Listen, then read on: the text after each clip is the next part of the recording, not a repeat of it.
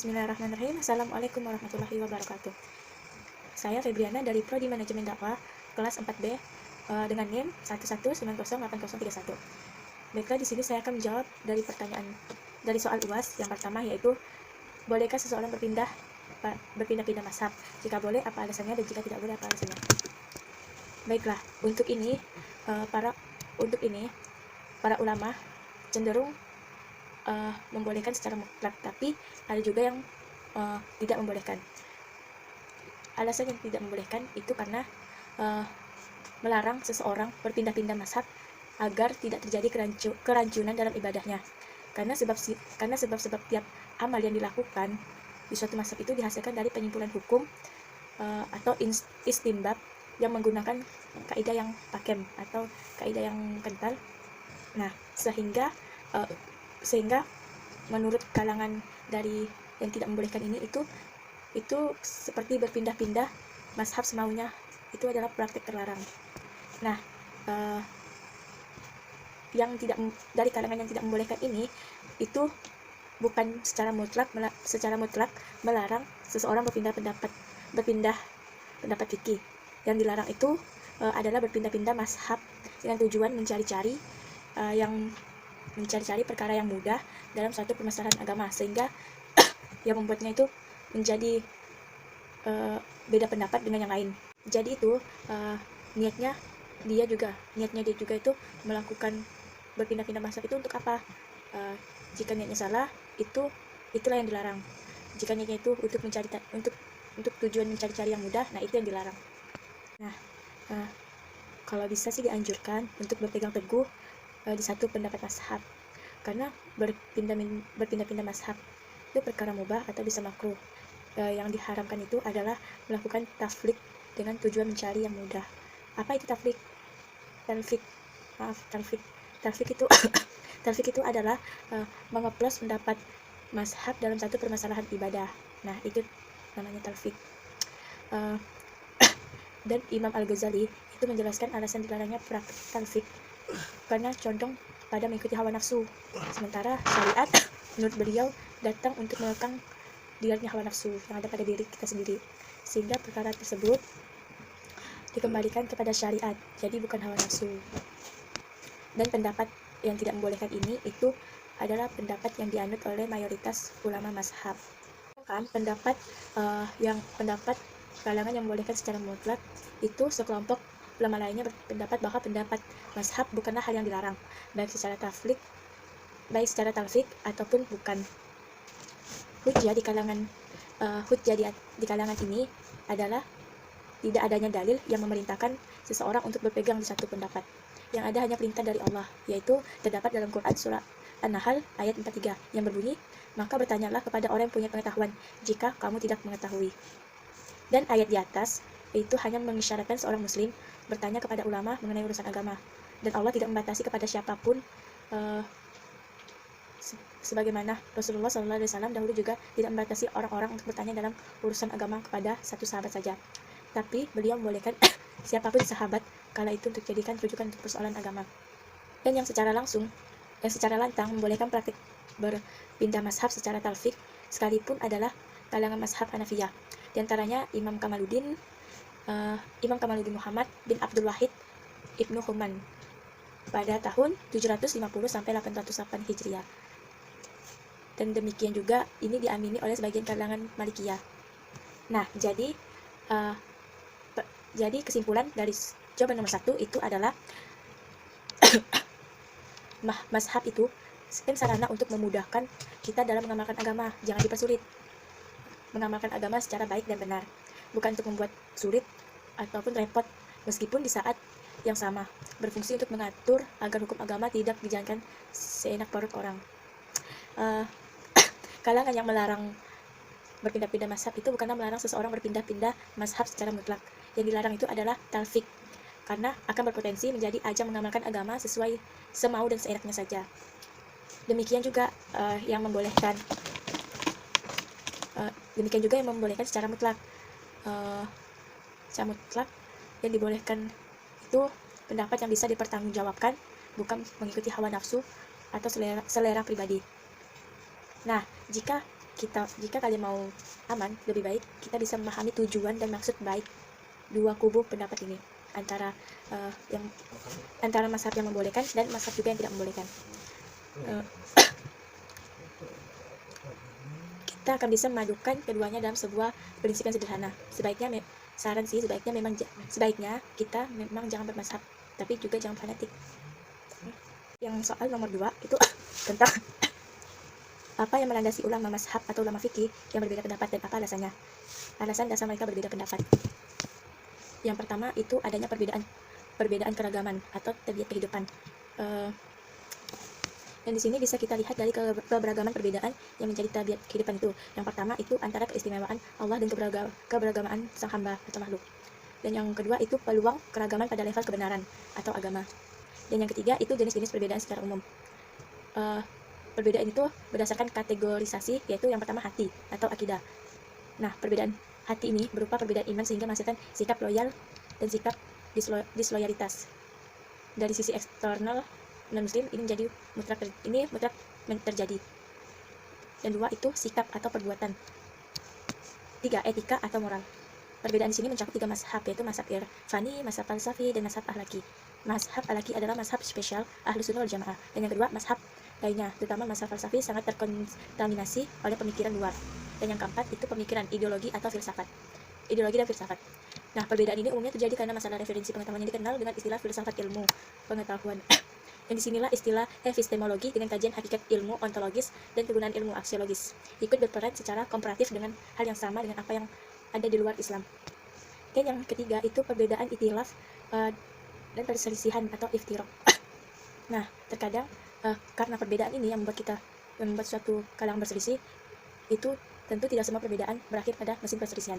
Jika sifatnya hanya perbedaan variatif, tentu biasa-biasa aja gitu. Namun jika perbedaan itu mengarah ke perbedaan kontradiktif, dan di situ pasti dipastikan akan ada perselisihan yang terjadi. Dan yang keempat atau yang D itu perbedaan dalam masalah fikihiyah. Dan inilah yang menjadi inti pembahasan. Karena fikih di internal mazhab Ahlus Sunnah wal Jamaah itu secara umum perbedaan di sini bisa dipersempit antara mazhab tekstual, masurat yang diwakili oleh Imam Malik di Madinah. Sebagaimana pusat riwayat dan mazhab konseptual atau dirayah yang dipresentasikan oleh Imam Abu Hanifah yang bermarkas di Baghdad. Dan titik perbedaan atau persamaan antara kedua mazhab secara global itu, yang pertama, inti dari penggunaan rayu dalam ranah fikih. Islam berbasisnya adalah mewujudkan maslahat manusia dunia akhirat berdasarkan pada tingkatan hierarkis tujuan syariah atau maqasid syariah. Yang kedua itu sedang ruang pemberdayaan rayu terkait peristiwa dan kejadian yang terjadi dalam lingkup realitas masyarakat. Baiklah, selanjutnya jawaban dari soal nomor 3 yaitu jelaskan perbedaan pendapat rukun wudhu dari 4 mazhab, yaitu dari mazhab Hanafiyah, mazhab Malikiyah, mazhab Syafi'iyah, dan mazhab Hambali. Menurut Hanafi, rukun wudhu itu yang pertama yaitu membasuh wajah, yaitu membasuh dari awal rambut yang berbatasan dengan dahi hingga bagian bawah dagu. Dan yang kedua itu membasuh tangan, yaitu membasuh dari ujung kuku, dari ujung jari hingga kulit. Dan yang ketiga itu membasuh kaki, yaitu membasuh mata kaki hingga akhir bagian bawah kaki. Dan yang keempat itu membasuh kepala, yaitu membasuh seperempat kepala bagi pria maupun wanita, dan itu wajib menurut mazhab Hanafiyah. Dan yang kedua rukun wudhu menurut Maliki, yaitu yang pertama niat, kedua membasuh wajah, batasannya sama dengan mazhab Hanafi, yakni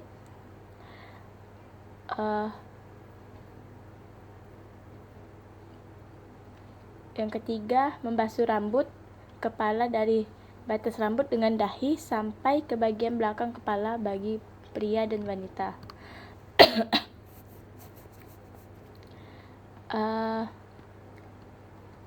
Selanjutnya membasuh kedua kaki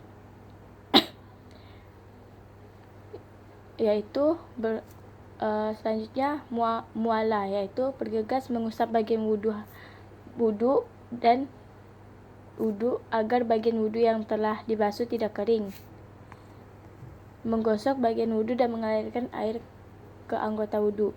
Selanjutnya rukun wudhu menurut Syafi'iyah, yaitu yang pertama niat, yang kedua membasuh wajah. Menurut Syafi'iyah, batas wajah yaitu sama dengan batas yang telah ditentukan oleh Hanafiyah. Hanya saja mereka mewajibkan untuk membasuh bagian bawah dahi termasuk jenggot. Jika jenggotnya lebat, maka disunahkan untuk menggosok sampai bagian dalamnya. Namun jika jenggotnya tipis, maka wajib baginya mengusap semua bagian jenggot. Yang kedua itu membasuh kedua tangan, yaitu bagian tangan yang wajib dibasuh menurut mereka sama dengan batas tangan yang ditentukan oleh Hanafiyah. Hanya saja Syafi'iyah mewajibkan untuk menghilangkan kotoran di bawah kuku. Dan yang selanjutnya itu mengusap rambut kepala. Menurut Syafi'iyah, jika seorang mengusap sebagian banyak maupun kecil rambut kepala, maka wudunya sah. Dan yang selanjutnya itu membasuh kedua kaki, yaitu dari mata kaki sampai bawah kaki. Dan yang terakhir adalah tertib, yaitu wudhu secara urutan. Sedangkan rukun wudhu menurut Hambali, yaitu yang pertama membasuh wajah. Adapun niatnya yaitu menjadikan sebagai syarat wudhu, bukan rukun wudhu. Dan yang kedua itu membasuh kedua tangan, batasannya sama dengan mazhab lain. Dan yang ketiga yaitu mengusap seluruh bagian rambut di kepala, yaitu mengusap seluruh bagian rambut di kepala termasuk kedua telinga. Namun jika rambutnya panjang sampai melewati batas kepala, maka tidak wajib mengusap rambut yang melebihi batasan kepala. Dan yang selanjutnya itu membasuh kaki. Selanjutnya tertib, yaitu melakukan rangkaian wudhu dengan berurutan. Dan yang selanjutnya yaitu mualah, yaitu bersegera membasuh bagian wudhu lainnya sebelum bagian yang sudah dibasuh menjadi kering. Baiklah, lanjut jawaban soal nomor 5, yaitu tentang apa pendapat Anda tentang orang yang menggunakan bismillah di awal surah Al-Fatihah dan dengan yang tidak membaca bismillah di awal surah Al-Fatihah. Apakah basmalah itu wajib dibaca atau tidak di dalam surah Al-Fatihah? Menurut saya sendiri itu surah Al-Fatihah wajib dibaca, karena di situ terdapat pembukaan, yaitu pembukaan di awal surah sebelum memulai masuk surah yang lain.